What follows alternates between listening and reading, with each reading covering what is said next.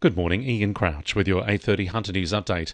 There are still significant delays for motorists heading to Sydney on the M1 following an earlier crash at Barowra. It's believed a car travelling north in the southbound lanes collided with another car just past the Pacific Highway exit shortly after 4 a.m. The driver of one of the cars was trapped for more than 2 hours before being freed and taken to hospital. Southbound traffic is being diverted via the Pacific Highway. The family of a Newcastle woman injured in a suspected hit-and-run in Bali is hoping to bring her home. Rebecca Ode has undergone 14 hours of surgery after sustaining critical head injuries. She's now fighting for life in hospital. Her sister Jordan is told today they're trying to raise thousands of dollars to pay for Rebecca's medical evacuation. The wheels are in motion. We're in conversations with an Australian company to initiate the Medivac. The logistics, we're still trying to work that out. She has to be fit to fly to be in a position to do that. So we're just taking it one step at a time at this point and relying heavily on the advice of the Australian team. More than $129,000 has been raised so far. A woman will face court today after being charged following another unauthorised protest, this time at Singleton last night. Police were called to the rail corridor at Belford at about 6:45, following reports of people on the corridor obstructing trains. They arrested a 65-year-old woman from Bega who'd climbed onto a coal wagon. She's been refused bail to face Singleton court today, charged with 5 offences.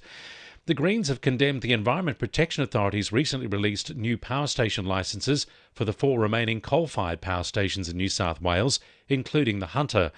The party says the new licence conditions, the first in 5 years, require only marginal reduction in mercury and cadmium levels, while leaving levels for highly dangerous nitrous oxide, nitrous dioxide and sulphur dioxide untouched. Green spokesperson for the Hunter, Newcastle and Central Coast, Abigail Boyd, says people who live within 50 kilometres of coal-fired power stations face a risk of premature death. It's hoped Cassellist motorists will be better off with the completion of upgrades along the Golden Highway. The $1.6 million upgrades are part of the state government's Safer Roads program, aiming to reduce the risk and severity of crashes along the highway. Rumble strips have been installed to reduce the risk of off-road and head-on crashes, while a left turn lane into Cassellist Road has also been put in place. Maitland MP and Minister for Regional Transport and Roads, Jenny Aitchison, says more investment is set to be put into the Hunter. Right across the Hunter and across, in fact, all of regional New South Wales, we're constantly looking for improvements. We've got a $1.9 billion capital improvement budget for road safety across New South Wales, and our regional areas, and particularly the economic powerhouse of the Hunter, are a key priority for us in rolling out that investment. A pedestrian and cycling route will be bridged in the Singleton LGA as part of a new project from Council. The project is looking to encourage active transport with a pedestrian and cyclist bridge between Combo Lane in Singleton and Colfisher Park in Singleton Heights. Infrastructure and Planning Acting Director Aaron Malloy says the pathway will benefit around 7,000 people living in the area. At the moment, they have to go out and around and use the busy highway area to get across if they want to walk or ride in. So this will give them a safer and nicer and quicker chance to get into town. 2NURFM Sport. Knights coach Adam O'Brien says the club is prepared for a physical contest when they take on the Raiders in Canberra on Sunday.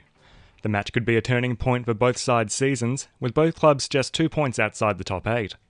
O'Brien says they won't underestimate the Raiders, despite their recent slump in form. I know they've had a tough month, but I know that, Ricky will have them really prepared, and the same as what they did, they got us here in round 1. They're prepared to go 80, 90 minutes if that's what it takes, so we need to have the same mindset. Former Jet Jason Hoffman has kicked off his time with Newcastle Olympic with a 4-1 win over Lake Macquarie. The 35-year-old scored from a header in the 26th minute, with the win moving Olympic to 6th on the men's NPL ladder. And Adamstown teen Holly Cooper hopes this weekend Sydney Swans training camp will inspire more girls from the Hunter to take up the sport.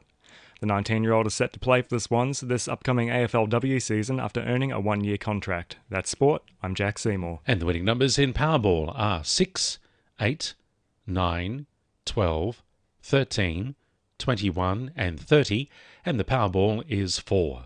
And now you're up to date with the latest 2NURFM Hunter News.